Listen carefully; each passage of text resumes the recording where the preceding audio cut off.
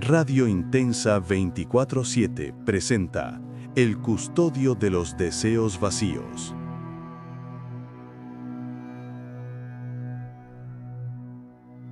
El reloj de la iglesia de San Hilario marcaba las 11 de la noche.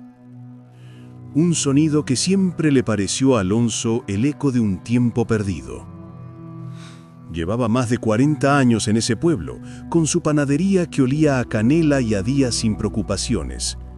Pero esa noche algo era diferente. La luz de la luna llena no se sentía amable, sino más bien como un foco que lo observaba. En el silencio de la calle, una figura caminaba con paso tranquilo, una sombra que se hacía llamar el coleccionista. Llevaba un largo abrigo gris y una sonrisa que parecía saber secretos que nadie más conocía. El coleccionista entró a la panadería de Alonso, pidió un pan de centeno, lo olió con aprecio y al pagar dejó algo más que una moneda en la mano de Alonso. Era una piedra.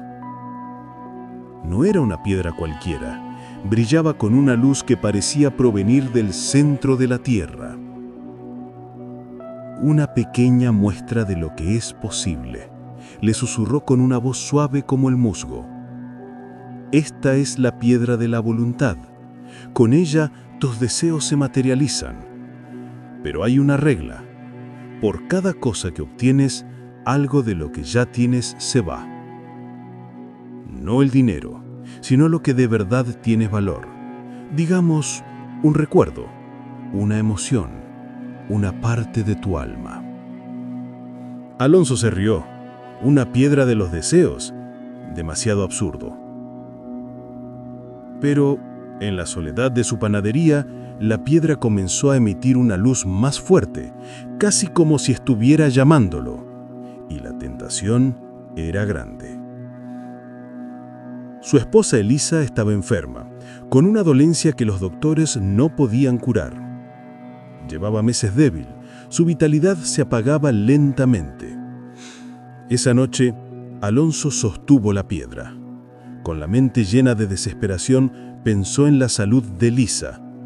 «Quiero que se cure», murmuró, y una luz intensa salió de la piedra.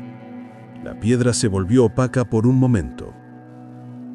Al día siguiente, Elisa se levantó de la cama, llena de energía. Su risa era tan fuerte como en sus días de juventud.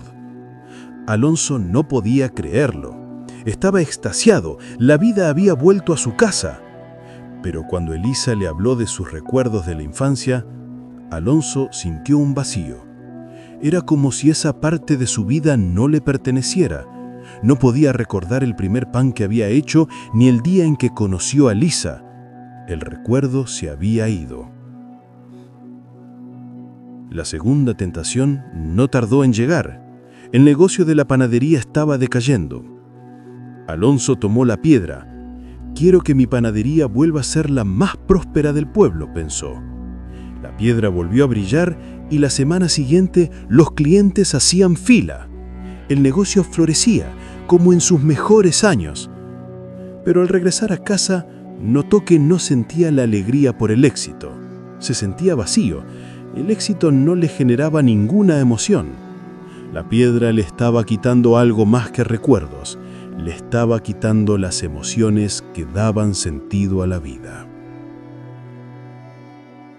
Alonso comenzó a sentir miedo. Cuando abrazó a su hija, la sensación no era la misma. Era como abrazar a un extraño. La piedra le estaba robando su humanidad. Una mañana, vio al coleccionista sentado en una banca del parque. Alonso se acercó, la piedra en la mano, y la dejó en la banca. «No la quiero», le dijo. «Me quita lo que soy».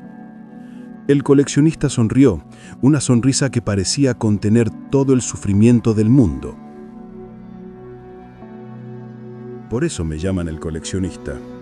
Colecciono las partes de la voluntad que la gente desecha, la felicidad que se pierde, el amor que se olvida, todo lo que te hace humano. Y un día, cuando ya no te quede nada, me lo entregarás todo, para ser feliz una vez más, a mi manera. Con la mente en blanco, solo conoció el vacío. Alonso corrió de regreso a su casa. Al llegar, vio a Elisa.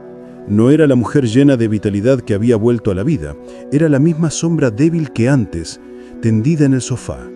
La piedra que él había desechado brillaba tenuemente sobre la mesa. La enfermedad había regresado, como una deuda silenciosa que nadie vio pagar, y de su mente el recuerdo de Elisa, que hasta ese momento había sido un destello de luz y esperanza, se desvaneció por completo. Entonces la comprensión lo golpeó. La piedra no solo le había quitado las emociones, se había llevado la misma razón por la que había deseado. El amor por su esposa no fue una ofrenda para curarla, fue la divisa con la que compró su salud. Y ahora que ese amor no existía en él, el deseo y su milagro se habían vuelto tan vacíos como su alma. Alonso se acercó a Elisa, sin sentir ni dolor ni tristeza. La miró en los ojos y sin ninguna emoción la cuidó. Le preparó la sopa, le ayudó a levantarse. Cumplía con sus tareas como un autómata. El coleccionista no lo había condenado. La piedra le había mostrado la verdadera naturaleza de la voluntad. El poder de la piedra no se trataba de obtener, se trataba de intercambiar.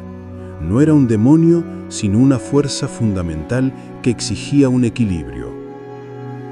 El precio de su deseo no había sido su alma, sino una emoción que le había dado origen.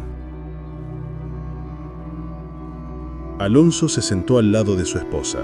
Se dio cuenta de que si la piedra se había llevado su amor, era porque ahora él se había convertido en la fuente de ese amor. Su cuerpo ahora era un ancla para la voluntad de su esposa. Era él, con su existencia, quien sostenía la curación de Elisa, a cambio de que su propia alma se convirtiera en un reflejo de su deseo.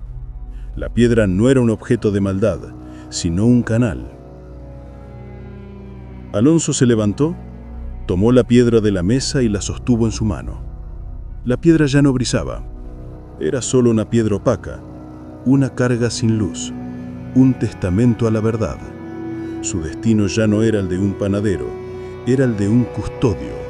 Su propósito ya no era amar, sino asegurar que el amor de su esposa siguiera existiendo. Y en el acto de cuidar a su esposa, sin emoción, encontró un nuevo propósito. Ya no era un hombre, sino un legado, el legado de la piedra opaca. Y el eco del reloj de San Hilario ya no era el sonido de un tiempo perdido, sino el sonido de una voluntad que trascendía. Si te ha gustado esta historia, recordá que podés encontrar más relatos y mucho más en la web de Radio Intensa 24/7 para no